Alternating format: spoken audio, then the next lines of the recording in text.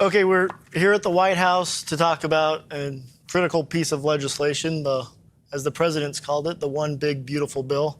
Stephen, you were with the president and us on the campaign trail as the president traveled the country talking to voters and making commitments and promises on what he would deliver. We're now here with our first key piece of legislation. How did we get here? How has he turned those campaign promises into actual text? Yeah, so the most important thing in politics in America is honoring the promises that you make to the American people. That sacred trust between the voter and the man they elect, in this case, the President of the United States. I, like you, traveled with the President all across the country. Packed arenas, packed airport fields, packed stadiums. And in every one of those campaign rallies, he made a series of very specific promises that helped propel him to a landslide victory. No tax on tips, no tax on Social Security, no tax on overtime, no tax you can deduct if you get an American-made car, the interest from your taxes. Building the Golden Dome to provide a missile defense shield for the United States of America. Passing comprehensive border security and immigration enforcement legislation to both seal up the southern border on a permanent basis and get the people here who don't belong back home. Also, fighting radical transgender insanity. Also, unleashing American energy, deregulating our economy so we can have job growth, making the Trump tax cuts permanent. I could go on and on and on. Each and every one of those promises is codified in this legislation. It is literally as though you took a campaign rally speech and turned it into a bill.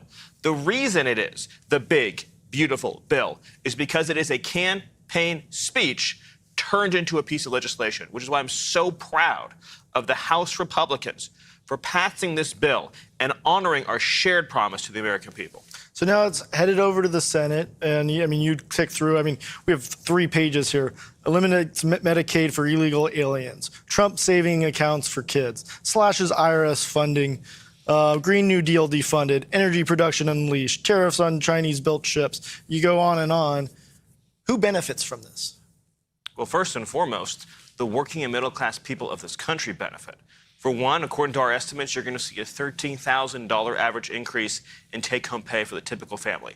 $13,000 through both the combination of economic growth that this bill will unleash, as well as the historic tax cuts that will be unleashed. Again, you're talking about not only making the Trump tax cuts permanent, but the largest package of working-class, middle-class tax relief that has ever been proposed. You combine that with unleashing American energy, getting rid of wasteful regulations, and also, very importantly, getting the illegal aliens out of the country who are driving down wages for working people. This is the most working-class bill that has ever been proposed. I've been in what people call the conservative movement for my entire life, since I was a child, since I was in high school.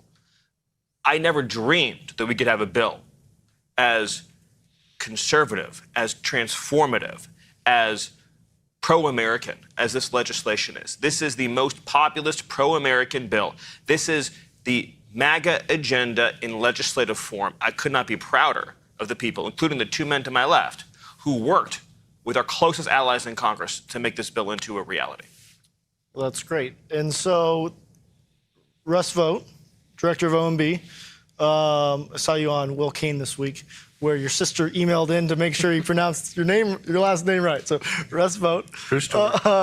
No, one of the things, obviously, we talked a lot about last year and into this year was inflation. And record high inflation under Biden.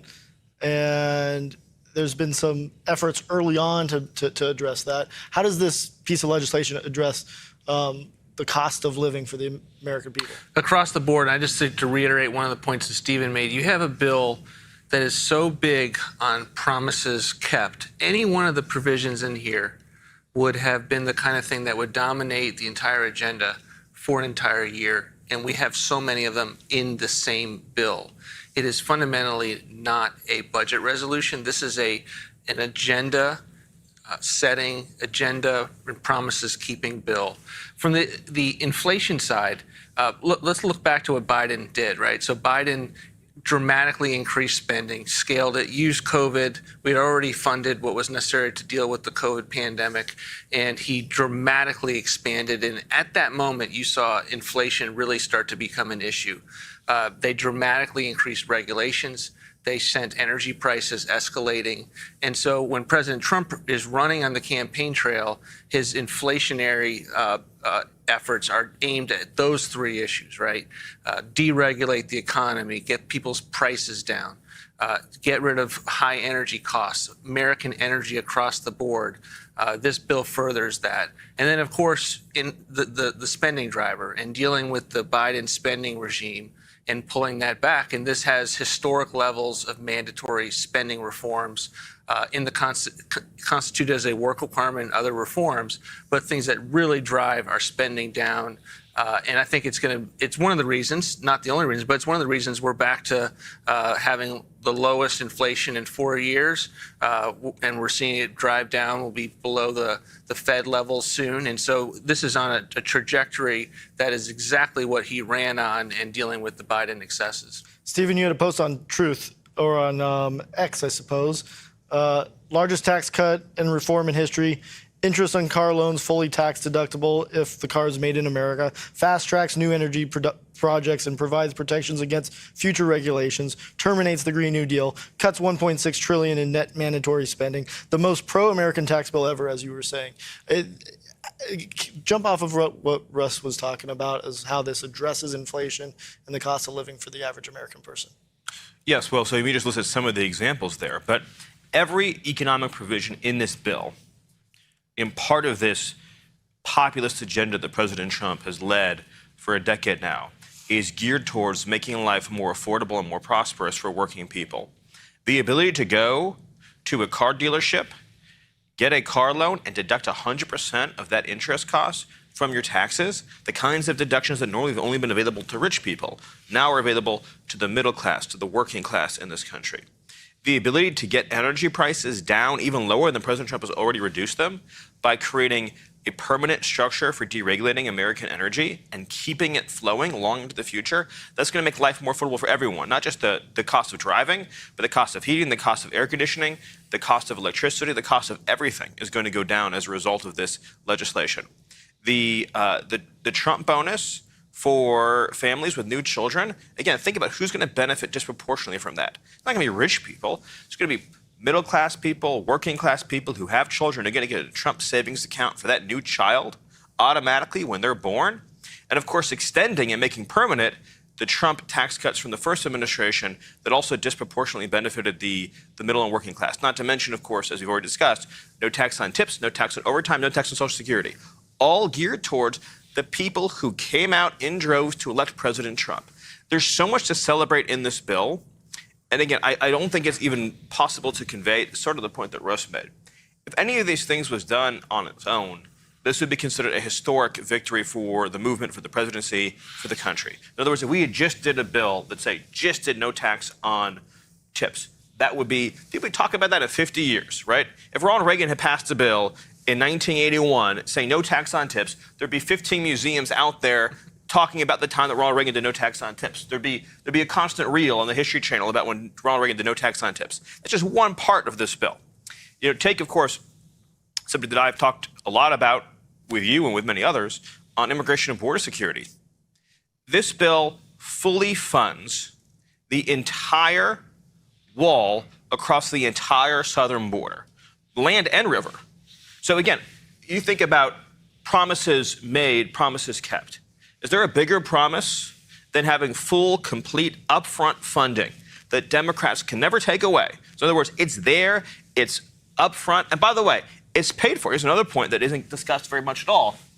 The immigration provisions in this bill are paid for by charging foreign nationals more money when they want to come to America. So by raising the fees on foreign nationals who are seeking visas and other immigration benefits, we are paying for the wall, for the ICE officers, for the border agents, for the pay raise that President Trump promised the ICE officers and the border agents. So we are literally paying for the defense of the homeland by increasing fees on those in other countries who want to come here. So it's a win-win. So when you hear Stephen talk about it, obviously, Easy sell. So how could anyone vote no? Let's get into the weeds a little bit. CBO. What's the CBO? How does it work? What is the scoring mechanism? And why are people using it as a way to attack the bill? The Congressional Budget Office scores bills. They have what we believe is an artificial, unrealistic Real baseline. quick, what does it mean to score a bill? You take a look at what the bill's provisions do, and you take it and you apply it and compare it to current law and current policy, and you say, will this cost more? Will this save more? What should the impact be of the various provisions? Generally with CBO, we have two main issues. We have the first issue is that when they compare it to what is, it is skewed and is artificial. So they make an assumption. They say all current spending, which we're on unaffordable glide paths, right? They say that is extended into eternity. It's called a baseline. When they look at tax law, they don't do that.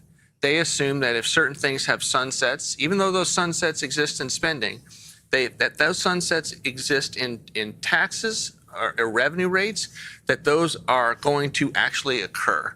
And so when we just merely extend, and we're doing a lot more than just extend, but if at the general level, if we extend tax relief from 2017, they give us a $3.7 trillion cost, of which that's not new policy. That cost is already a part of the baseline.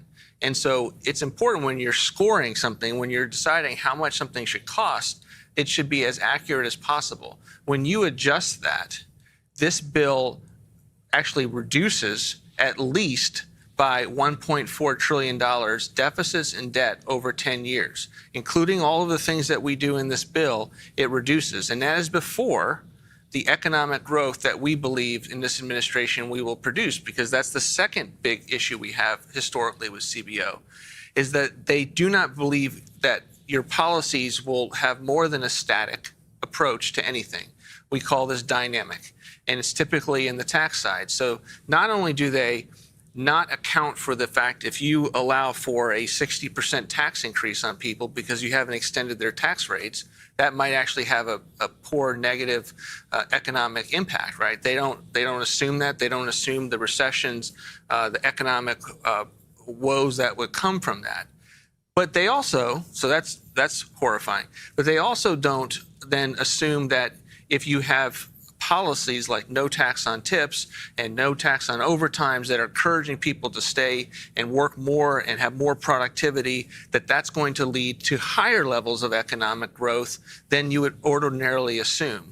And so that really is the big argument right now that we're having with CBO. And unfortunately, it's not just CBO. It is all of the watchdog groups in this town who, by the way, are policy agnostic. So unlike this president and his administration that are trying to do a lot of different things because we have made promises to the American people, the president has made promises to the American people, they are looking at this through one small prism, and they are saying by our artificial baseline, this impacts the deficit. Not only are they wrong, but they are being irresponsible because we are not policy agnostic. The president ran and won a landslide, making certain promises to the American people that need to be kept. And this is a bill, not a budget resolution, mind you. This is not a bill that's, hey, what is our full budget picture? This is a procedural bill that is allowed to get through the Senate and avoid the Senate filibuster, in which you want to get as much of your agenda into it as possible. And as a result, certainly needs to be scored, but it's important that it be accurate. I want to break down some of this deficit stuff, some of the CBO issues, because I think it's really important.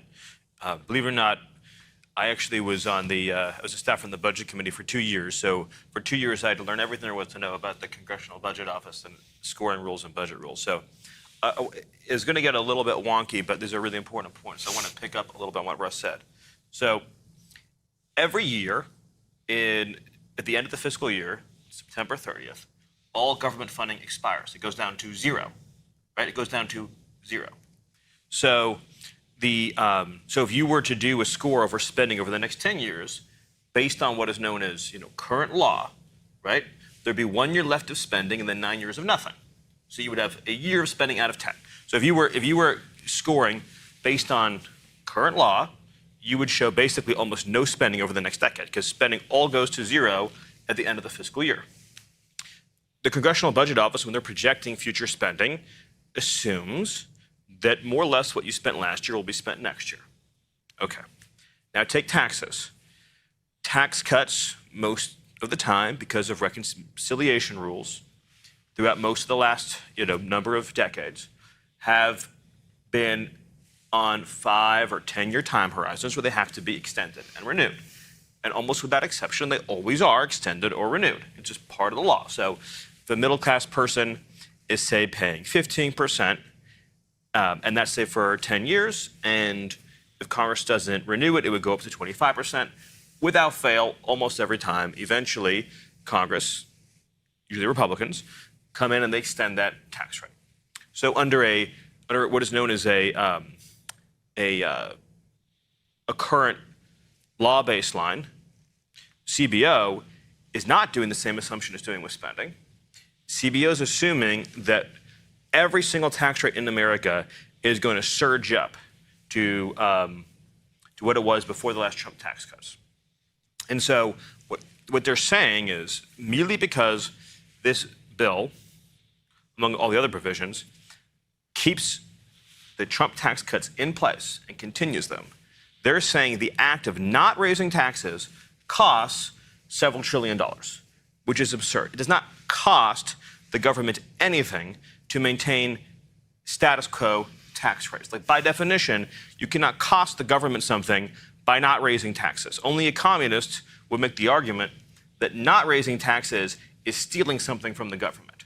So the only honest way to do a baseline is to say, what is Congress going to tax in a realistic scenario, and what is Congress going to spend in a realistic scenario? And in any realistic scenario, Congress is going to keep the tax rates from jumping up.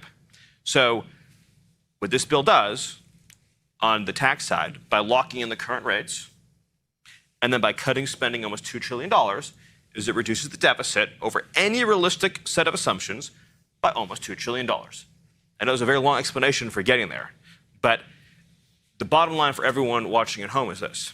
When you see anyone online talking about the CBO deficit score, 100% of that is the CBO criticizing the tax cut. That is it. So every reference to the deficit and CBO is 100% about your tax cut. It is not about spending. Spending in this bill is cut almost $2 trillion, including through the largest welfare reform in history. Very long, very technical, took up a lot of time, but had to do it. No, I think it's important. And I don't think that people want to intend on attacking the tax cut, but the CBO and the scoring mechanism is obviously convoluted and complicated, and I think kind of get hopefully the budget director thinks I did all right explaining it. I don't know how you rate it. Nailed it. So not to continue the technicality, but James, you've been owning this bill. You've been working the Hill, both on the House. Congratulations, helping getting it through the House. I know that was an important lift, an important part. People on X and on social media are talking about single subject matter. Why don't you break this apart into 1,000 different little bills and pass them that way? And, I think that, to the point that Stephen made earlier, the reason you cannot do this is because we are doing a special process called budget reconciliation. The Senate requires 60 votes to pass legislation. And the benefit of budget reconciliation, where we're reconciling the law with the congressional budget, is that you have a 50+1 vote threshold in the Senate. The reason you put everything together and as much as you can, and everything, as Stephen said, all of Trump's campaign promises, this campaign speech, and the covenant that the president made with the American people turned into one big, beautiful bill, is because you have one bite at the apple and you have to execute absolutely as much as you can at that bite. And so for folks online saying, well, we should do short bills, this bill's long, it's complicated, I'm finding different things that maybe I don't like as much. The requirement of getting the president's agenda done is to put everything together into a single, big, beautiful piece of legislation, and that's what we've done here. So in that, the president has said, he said on the campaign trail, I don't know how many times he said it in interviews, he said it in office, no cuts to Medicaid. And yet Democrats are doing what Democrats do. The media is doing what the media does and says the president is trying to push Granny off a cliff and cut Medicaid. Can you unpack that and really explain what they're doing and why they're doing it? And so, first of all, we're talking about Medicaid, which does not affect in the main Granny. Medicare is the healthcare program for seniors. What we are doing with Medicaid and with other welfare programs is very simple. We are eliminating waste, fraud, and abuse using a Clinton-era technique, which in the past, before the parties became so polarized, had broad bipartisan support. And that is through work requirements. And the work requirements are if you volunteer, go to school, or work 20 hours a week, no one who does those things will lose any benefits. What we are focusing these programs on is the actual needy population that can't work, that's disabled, that has children at home, who need these benefits in order to continue and carry out their daily lives. That's what this bill focuses on.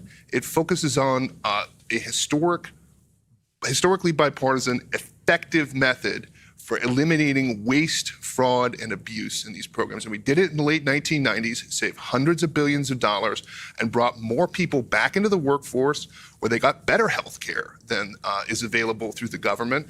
And we think these reforms and the reform approach that we have done with this bill is precisely in that vein and will be successful in the same way that the 1990s reforms were. I mean, you talk about the 1990s, Senator Dick Durbin, who happens to still be around. Liberals, conservatives came together and said, let us put people back to work. If we are going to solve the welfare mess for good, take people off welfare permanently. We need to put them to work. Now, we're not even suggesting that. We're suggesting community service, going to school. These are all options. And again, it's just 20 hours a week. It's not even sort of a full-time requirement. So let's go on then to no tax on Social Security, another campaign promise that the president made, another piece of legislation that's packed into this reconciliation bill. How important is that? Look, I think, when you look at the tax bill and the tax section, what do people talk about? What are people excited about? What do people are really interested in? It's those three campaign promises that the president made, including, or the four: tips, Social Security, overtime, and car loans. And with the big three, tips, Social Security, and overtime, and I say big because that's the magnitude of them, what we're talking about here is a labor stimulus. We're bringing people off the sidelines into the workforce and making sure that people who do work more get paid more. It's about enhancing the dignity and rewards of work. And we think that's going to bring people off the sidelines, bring people into the labor force, and really create that economic surge that the president saw in 2019 and we'll see again as a result of this legislation. So Russ, let's talk about cuts, because one of the great efforts that the president has championed is DOGE and the rooting out of waste, fraud, and abuse, and it's been tremendously successful. Now, there's critics out there that say there's not enough cuts, and the DOGE cuts aren't in this reconciliation package. Why aren't they? To James's point, this is a procedural reconciliation device to get through the United States Senate's filibuster. And so there are rules that are part of that. And that one of those rules is that discretionary spending, most people would think about as what funds the bureaucracy. When you talk about the annual process about does the government get funded or not, that is all about discretionary appropriations, to Stephen's point yesterday. Why? Because if it doesn't pass, it sunsets to zero. That is something that that can't be carried on a reconciliation bill, period, by law. And so all of the DOGE savings to deal with the USAID or Department of Education to get woke and weaponized spending, to get kind of the CRT ideology, the rank wastefulness out of these agencies, all of that is stuff that has to be done with a different procedure, of which we have many, many plans, initiatives, and tools to do so. We just sent up our first rescission bill aimed at Corporation for Public Broadcasting, NPR, and USAID cuts of $9.4 billion that we're working with Congress to pass. So we have hundreds of billions of dollars on the DOGE side that we are working both with Congress and our own executive tools just to not spend the money on one side of the house while we do what there hasn't been even a conversation about doing since 1997 of dealing with the mandatory spending, which is on autopilot in law that can be done through reconciliation. And so there is this misperception out there that this is a budget bill, that this is a budget resolution. So why wouldn't you account for all of your savings in there? And there's a legal reason for why we have not been able to do that. I want to just pick up on what Russ said. So there's a process known as reconciliation. Again, all gets very technical. And in that, you're allowed to do savings on what is called mandatory spending. Mandatory spending is spending that is automatic and that doesn't expire. So these would be things like Medicaid, things like food stamps. That's where we have the largest welfare reform in history in this bill. Another kind of spending is known as discretionary. That's what funds the bureaucracy, as Russ mentioned, Department of Education, Department of Labor, Department of Commerce, the federal workforce, federal grants. That has to be cut through a process known as rescissions, which is a separate process. We're sending up rescissions bills to codify all of these cuts. You can also make these cuts through the annual appropriations process. That requires 60 votes. Rescissions requires 50 votes. This bill is not a spending bill. So in other words, if you ask me how much... If we wanted to do it, we couldn't. Right, we couldn't. If we wanted to, we couldn't. But the flip side of that is, not only can we not cut discretionary money in this bill, but this bill is not also responsible for new spending either. There's no money in this bill to fund the Department of Education. There's no money in this bill to fund the Department of Labor. There's no money in this bill to fund the Department of Commerce. There's no money in this bill to fund the entire architecture of the federal government. There's no money in this bill to fund the entire architecture of federal grants. So, again, as a thought experiment, if you pass this bill and then said, all right, we're done for the year, that's it, no more bills, government funding would go down like half overnight. In other words, this bill is not responsible for funding government. This bill has two major fiscal provisions in it. It reforms welfare and it cuts taxes. Two long-held Republican objectives. And I think it's important to note, too, I mean, there's probably no bigger defendants or proponents than DOGE than this team here. And as relating to this reconciliation bill, if we wanted to, we couldn't, but we do want to, and we will. It's just not through this vehicle. And we have. We've sent that vehicle up to Capitol Hill, We've at least started. one of those vehicles, and we'll continue to. And the great thing is there's that. tremendous work that's been done by DOGE, and there's tremendous savings that have been identified. And it's going to take a meticulous and tireless effort. It's going to take the support, the continued support of the American people. But this reconciliation bill is different than that. And I think it's important to understand that. James, where does this bill stand now? I know you had a bunch of the Senate leaders in the White House yesterday talking through it. Where are we? So cleared the House a couple of weeks ago, 215, 214, with one present vote. So very close vote in the House. In the Senate, we're having great conversations. The president's been incredibly involved. He's the best advocate. He's the best salesman, best negotiator in the world. Got the best closer that there is. Right. And so, I feel incredibly confident when I'm, happen to be present for some of these conversations and see the president and see the impact that he has on these conversations. We're sort of balancing different Senate equities. The reality is, and going back to what I said, 215, 214, that's one vote. So you've got a very narrow pathway in the House. We've got some senators with some strong opinions about which direction the bill should go, but the basic structure and features of the House bill have to remain. But we think we're very optimistic, having great conversations with committees across the United States Senate to ultimately keep this product.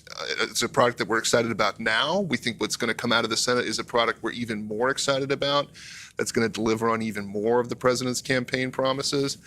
And, ultimately, we think we're going to get this done, and we're going to get this done in July and basically have a huge down payment on the extraordinary campaign promises that the president made in the 2024 election cycle. I think we should talk about what happens if this bill were not to pass. So number one, overnight, everyone's tax rates would go up 50, 60, 70%.